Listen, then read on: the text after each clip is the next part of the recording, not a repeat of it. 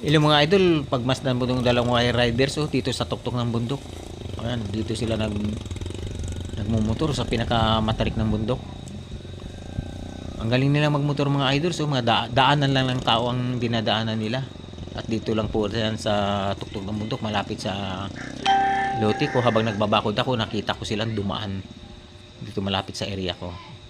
Ayan, gustong gusto nila mga idol na mag ride dito sa pinakatuktok ng bundok. At ang dalawang yan ay mga vlogger po yan. Ay, medyo huminto sila mga idol. Hindi sila natatakot mga idol na ang bundok nito ay napakatarik, maaring gumulong sila o malaglag sa bangin. Pero ang gagaling nila, gustong gusto nila sa tuktok.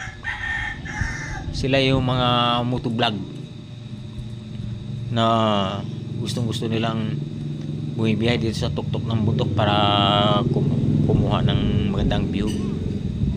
At ang gagaling nila